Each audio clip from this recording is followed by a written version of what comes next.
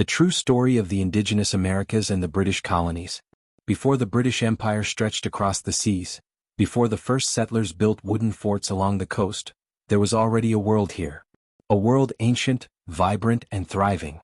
Long before they called it America, millions of people lived, traded, prayed, and fought on these lands.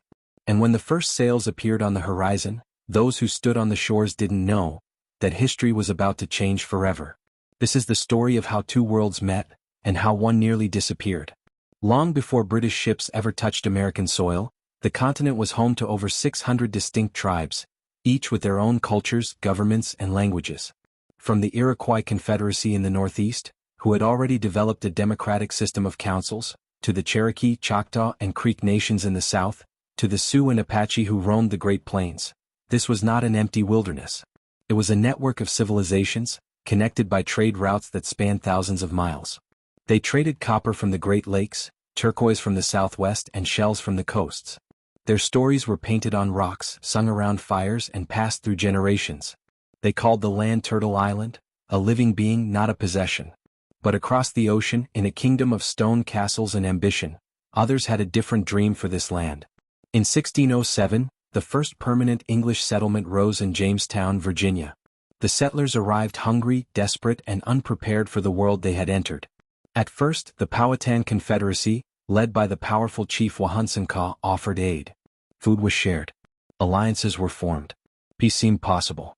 But fear and greed have a way of twisting intentions. The settlers began to take land, not trade for it. To the Powhatan, land could not be owned. To the English, land was wealth, power, and destiny. And so began the long shadow of colonial expansion, and the erasure of entire nations. As the British colonies grew, so did tension.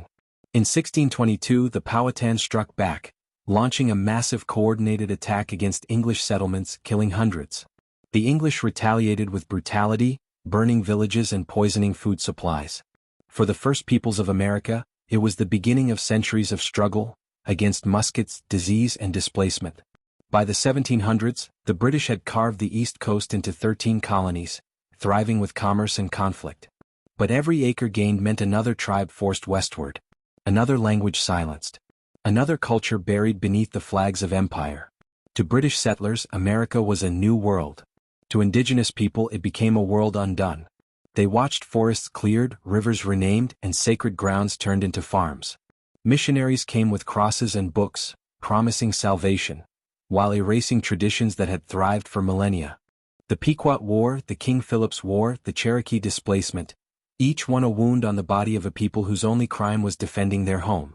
Yet, through the sorrow, they resisted. The Iroquois Confederacy continued to hold councils, guiding decisions through collective wisdom. The Shawnee, Seminole, and Cherokee refused to vanish, adapting and surviving, even as history tried to erase their names. Then came 1776. The British colonists rose against their own empire, crying out for freedom and liberty. But for the indigenous nations, that dream of freedom was bitterly ironic. As one empire fell, another was born, and it wanted more land. The newly formed United States began to expand westward, pushing tribe after tribe into unfamiliar territories.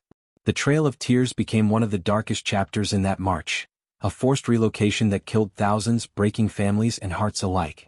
While settlers built monuments to independence, Native children were taken from their homes and placed into schools designed to make them forget who they were. But the story of the Indigenous Americas does not end in tragedy. It continues in resilience, language, and revival. Across the continent, Native nations still stand, their languages being taught again, their ceremonies practiced openly, their stories told proudly.